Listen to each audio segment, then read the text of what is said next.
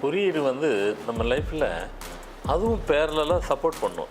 இதுக்கு சக்ஸஸ் கொடுக்கறதுக்கு எனக்கு தேவை நமக்கு சக்ஸஸ் தானேங்க. ஒரு மனிதனும் அவ்வளோ கடுமையாக உழைக்கிறதுக்கு முடிவில் சக்ஸஸ் நோக்கி தான் போவோம். அது எங்கே இருக்குதோ அதால் மற்றவங்களுக்கு அதிர்ஷ்டம். என்னது அதுதான் என்ன அப்படின்னு கேட்டிங்கனாக்கா, அது எங்கே கூடு கட்டுதோ அந்த கூடு கட்டுற இடத்து ஒரு சரௌண்டிங்ஸில் வந்து பார்த்திங்கனாக்கா புதையல் இருக்கும். புதையல்ன்றது வந்து மேக்னீசியம் அந்த மாதிரி கனிம வளங்க, இயற்கை கனிம வளங்கள் கூட புதையல் தான், மினரல்ஸ். ஓகே சார், அது மறுக்க முடியாது. அது இனிமே வந்து அடுத்த 20 வருடம் கழிச்சு இந்தியாவில் தான் வந்து பெட்ரோல், உலகமே இந்தியா பக்கம் திரும்பும். எப்படி கல்ஃப் நோக்கி போயிடுச்சு அது அவங்களுக்கே தெரியும். 16ஆம் தேதி பிறந்தவங்களும் அவங்க வாழ்நாளில் கண்டிப்பாக ஒரு புதையல் போன்று ஒரு பெரிய தொகையை அவர்கள் பார்ப்பார்கள். ஒரு ஜாக்பாட் அவங்களுக்கு ஜாக்பாட் உண்டு. அது எப்படி வேணாலும் இருக்கலாம்.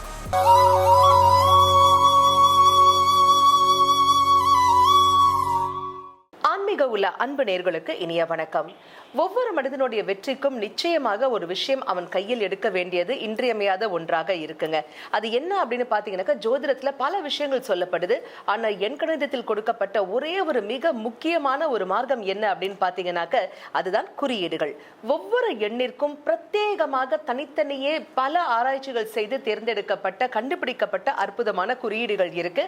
இந்த குறியீடுகள் என்ன, இதை நம்ம எப்படி பயன்படுத்தணும், இது கொடுத்த ரகசியங்களை நமக்காகவே விளக்கி சொல்வதற்காக நம்ம அரங்கிற்கு வருகை தந்திருக்காரு ஃபார்மேட் நியூமராலஜியின் தந்தை டாக்டர் மகாதன் சேகர் ராஜா அவர்கள்.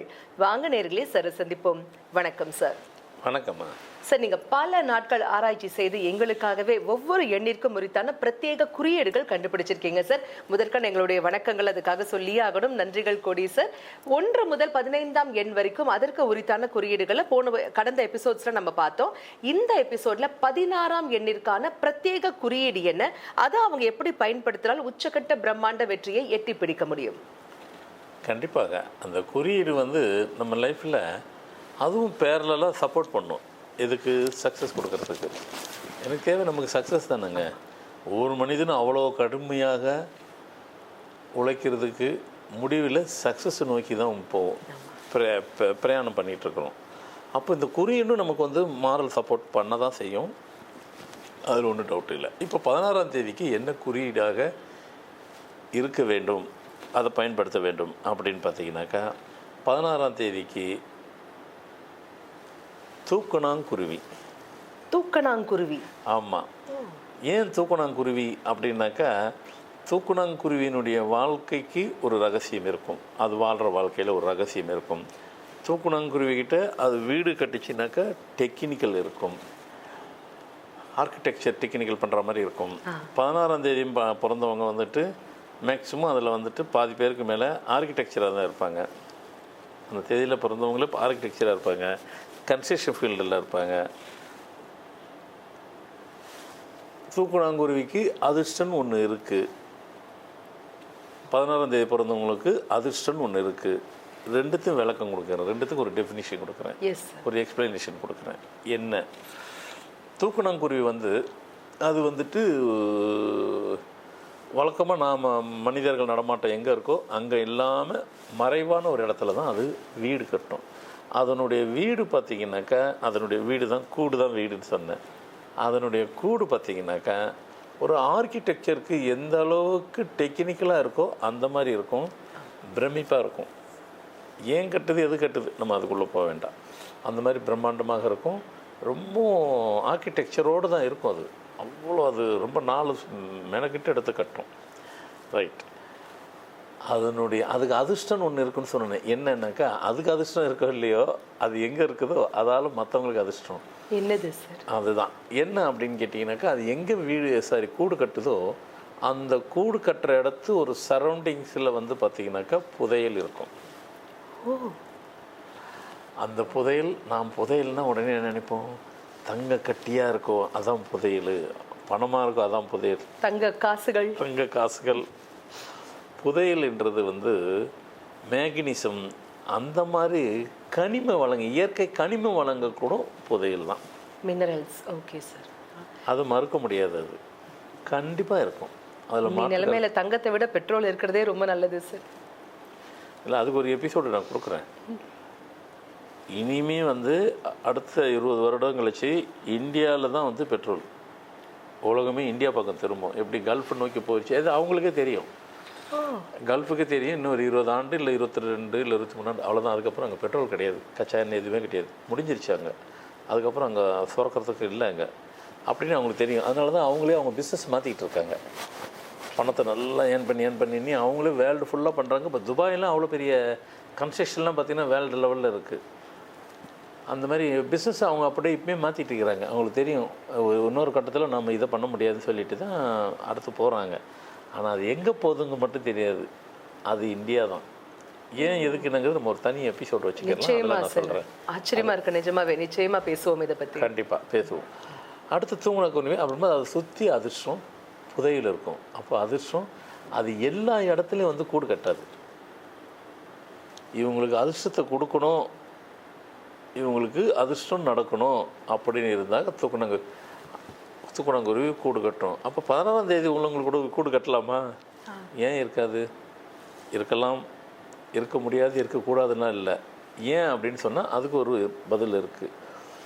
16ஆம் தேதி பிறந்தவங்களும் அவங்க வாழ்நாளில் கண்டிப்பாக ஒரு புதையல் போன்று ஒரு பெரிய தொகையை அவர்கள் பார்ப்பார்கள். ஒரு ஜாக்பாட் அவங்களுக்கு ஜாக்பாட் உண்டு. அது எப்படி வேணாலும் இருக்கலாம். ஸோ ப்ராப்பர்ட்டியாக வரலாம், பணமாக வரலாம். திடீர்னு யாருன்னா உங்களை நான் அடாப்ட் திடீர்னு சடனாக ஒன்று நான் அடாப்ட் மாதிரி எடுத்துக்கிட்டேன், இந்த என் ப்ராப்பர்ட்டியை நீ வச்சுக்கோ அப்படின்னு சொல்லி கொடுக்கலாம். திடீர்னு அவங்களுக்கே வந்துட்டு பல ஆண்டுகளுக்கு முன்னாடி உள்ள ஒரு ப்ராப்பர்ட்டி அவங்களுக்கே தெரியாது. அப்படி ஒரு சம்பவம் ஒன்று நடந்துருக்கு. நம்மக்கிட்ட பேர் மாற்றி அவங்க எழுதிட்டே வந்தாங்க. நம்ம ஒரு இடத்துல ஒரு விஷயத்தை சொல்லியிருப்போம், உங்களுக்கு அது உண்டுன்னு சொல்லும்போது அவங்களுக்கே தெரியாமல் பல நூற்றுக்கணக்கான ஏக்கர்ஸு அவங்களுக்கு தெரியல. இதை சொல்லும்போது அவங்க போய் ஆராய்ச்சி பண்ணியிருக்கிறாங்க. இது சார் சொன்னார், இது நம்ம தேதிக்கு சொன்னார், நமக்கு இருக்குமான்னு சொல்லிட்டு அவங்க பூர்வீகத்துக்கு, அவங்க சென்னையில் இருக்கிறாங்க, ஆனால் பூர்வீகம் வேறு ஊர், அது வேண்டாம் சொன்னால் தெரிஞ்சிடும். அங்கே போய் பார்த்துருக்குறாங்க, நூற்றுக்கணக்கான ஏக்கர்ஸு இவங்க பேரை வந்துட்டு மற்றவங்கெல்லாம் மிஸ்யூஸ் பண்ணி அவங்க பேரை மதிச்சு எழுது. அப்புறமா அதை கண்டுபிடிச்சிட்டு கலெக்டர் போய் அப்படிலாம் போயிட்டு இப்போ அவங்க பேரில் கிட்டத்தட்ட முக்கால்வாசிக்கிட்ட அவங்க பேரை மாற்றிட்டாங்க. இப்போ அவங்களுக்கு வந்துடுச்சு. அவங்க இப்போவும் அது பிரமிப்பாக சொன்னாங்க, நீங்கள் சொன்னது அந்த வார்த்தைக்கு தான் நான் நம்பி போகணும், ஆனால் அது உண்மை தான். அது நீங்கள் எப்படி சார் கண்டுபிடிச்சிங்க அவங்களுக்கே தெரியாத ஒரு விஷயத்த? அது அதை மட்டும் தானே நான் கண்டுபிடிச்சேன். எவ்வளவோ சொல்கிறேன், எவ்வளவும் பார்த்தீங்கன்னாக்கா எல்லா மனிதர்களுக்கும் ஒவ்வொருத்தருக்கும் அது ஒரு கனெக்டிவிட்டியோடு தான் இருக்குது. அது அது இறைவன் கொடுத்த கிஃப்ட்டு தான். அது இப்போ கூட சொல்லணுன்னா கூட இதை முடிச்சுட்டு கூட என்ன சொல்கிறேன். அப்போது இவர் அந்த மாதிரி சொல்கிறாங்க. இப்போ அது ஒரு லேடி தான். அவங்க இன்னும் பிரமிப்பு பண்ணுவாங்க. என்கிட்ட 2 நாள் வரைக்கும் பேசிகிட்டே இருப்பாங்க. சில நேரத்தில் எடுக்க முடியாது.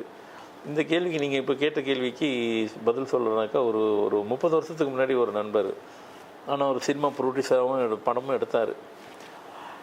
அப்போது வேறு ஒரு நண்பர் மூலமா வந்தார். நான் அப்படி பார்த்துட்டு அவர் டேட்டெல்லாம் பார்த்துட்டு, அவர் இதே 16ஆம் தேதி தான், வருஷம் மாதத்தை வேறு விட்டுருங்க சார், உங்களுக்கு நான் ஒரு கால்குலேஷன் இருக்கேன், அதை போட்டு பார்த்துட்டு இந்த வருஷத்துக்குள்ளே உங்களுக்கு வந்து ஒரு பெரிய தொகை ஒன்று கிடச்சிருக்கும், அது உங்கள் பணம் கிடையாது, யாரோ வந்து உங்களுக்கு நீங்கள் பரவாயில்ல ஃப்ரீயாக வச்சுங்கன்னே கொடுத்தாங்க அப்படின்னு நான் சொன்னேன். அவர் அப்படியே பார்த்தாரு. எந்த காலம்னாரு சொன்னேன். அந்த பணம் தான் உங்கள் பணம், அது உங்களுக்கு வந்துடுச்சு, இப்போ அது உங்கள் பணம், அது உண்மையாக இல்லையான்னு. அப்போ அவர் சொன்னது அது உண்மை, ஆனால் இது வரைக்கும் யாரும் சொல்லலை. இப்போ எனக்கு அந்த பணம் வந்துட்டு நான் பல தலைமுறைக்கும் அந்த காசு வச்சுக்கிட்டு என்ன பண்ணுறதுன்னு தெரியாமல் சினிமா படம் எடுக்கிறேன், ஸ்டார் ஹோட்டலில் தங்குறேன் சொன்னார் அவர். ஸ்டார் ஹோட்டலில் தங்குறேன். ஆனால் இதை நான் தெரிஞ்சுக்கிறதுக்கு இந்த ரோட்டில் உட்காந்துருப்பாங்களே கிளி ஜோசியம், அவங்கள போய் பார்த்தேன். அப்புறம் மற்ற நிறைய அஸ்ட்ராலஜி எங்கெங்கேயோ போய் பார்த்தேன்.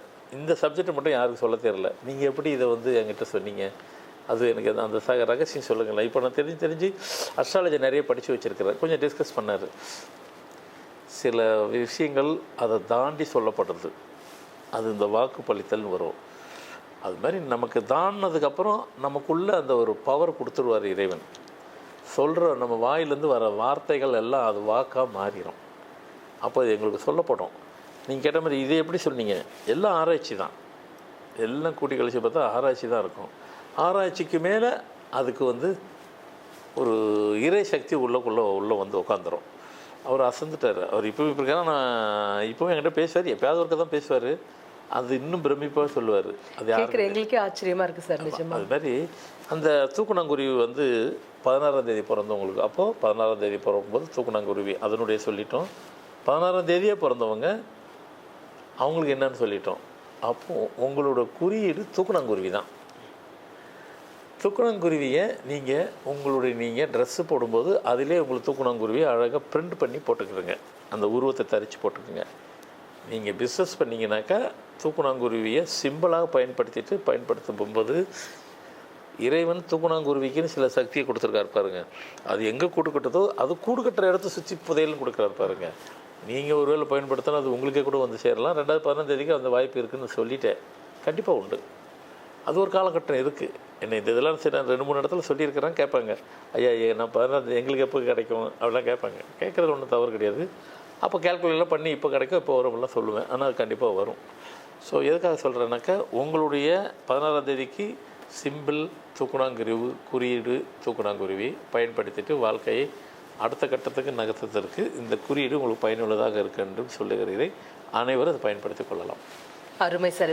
வாழ்க்கையில் வெற்றி வேணும்னு இங்கே அங்கே எல்லா இடமும் ஓடி அலைஞ்சு நாங்கள் அப்படியே நொந்து நூடுல்ஸாக இருக்கக்கூடிய இந்த தருணத்தில் உன்னுடைய வாழ்க்கையின் வெற்றி உன் கைகளிலேயே இருக்கிறது. அதற்கான மெத்தட் இதுதான். அதை சரியாக பிரயோகித்தால் நிச்சயமாக வெற்றியை தேடி நீ போக வேண்டாம், உன்னை தேடி அந்த வெற்றி ஓடி வரும் அப்படின்னு பயனுள்ள விளக்கங்கள் எங்களுக்காகவே பகிர்ந்துக்கிட்டீங்க சார்.